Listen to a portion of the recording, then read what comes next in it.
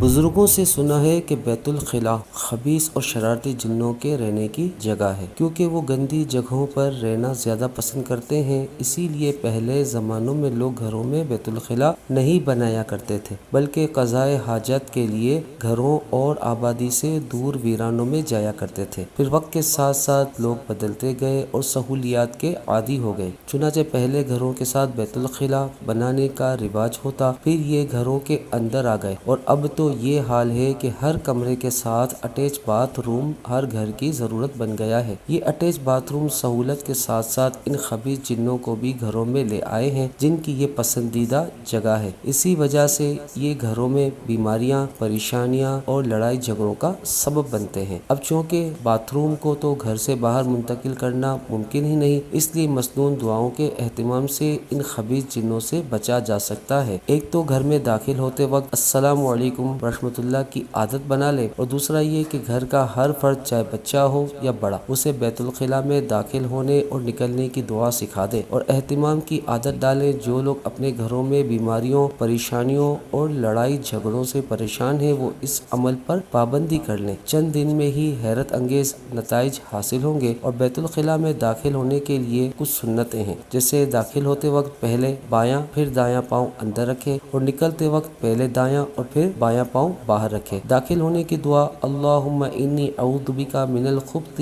والخبائث، اے اللہ میں مذکر شیطانوں اور مؤنث شیطانوں سے تیری پناہ میں آتا ہوں۔ نبی کریم صلی اللہ تعالیٰ علیہ وسلم نے شیطانوں کے شر سے اللہ تعالیٰ کی پناہ اس لیے طلب فرمائی کہ عام طور پر شیطان بیت الخلاء میں ہی رہتے ہیں۔ دعا کی برکت سے یہ ہوگا کہ ان کے آگے پردہ آ جائے گا اور وہ ہمارے ستر دیکھنے سے محروم رہ جائیں گے، اور جب نکلیں تو آپ کہیں غفرانک، اے اللہ میں تجھ سے معافی چاہتا ہوں۔ انسان کو دن میں اور رات میں کئی مرتبہ بیت الخلاء جانا پڑتا ہے، تو ہر مرتبہ اسے ان 4 سنتوں پر عمل کرنے کا ثواب بھی ملے گا اور دعاؤں کا ثواب بھی اللہ رب العزت ضرور عطا فرمائے گا۔ اسی طریقے سے آپ یہ کوشش کریں کہ گھر میں جو اٹیچ باتھ روم ہوتا ہے، جہاں آپ کا بیت الخلاء بنا ہوا ہے، کوشش کریں وہاں اپنے کپڑے نہ لٹکائیں۔ اکثر آپ نے دیکھا ہوگا کہ گھروں کے اندر لوگ کپڑے بدلنے کے لیے جاتے ہیں تو پرانا کپڑا جو ہے وہیں چھوڑ کر آتے ہیں۔ اس سے یہ ہوتا ہے کہ بیت الخلاء کے جو جراثیم ہوتے ہیں اس کپڑوں کے اندر لگ جاتے ہیں، جس کی وجہ سے بیماریاں پھیلنے کا خدشہ ہے۔ اور جب گھر میں داخل ہوں تو آقا کریم علیہ الصلوۃ والسلام پر سلام ضرور عرض کریں۔ اس بارے میں حضرت سہل بن سعد رضی اللہ تعالیٰ عنہ کی ایک روایت ہے کہ ایک شخص نے آقا کریم علیہ الصلوۃ والسلام کے پاس آ کر فقر و فاقے اور تنگی کی شکایت کی، تو آپ نے فرمایا جب تم اپنے گھر میں داخل ہو تو سلام کرو، خواہ وہاں کوئی موجود ہو یا نہ ہو، پھر مجھ پر سلام پیش کرو۔ اس لیے اہل سنت و جماعت حنفی بریلوی کا ایک طریقہ ہے کہ جب بھی گھر میں داخل ہوتے ہیں تو السلام علیکہ ایھا النبی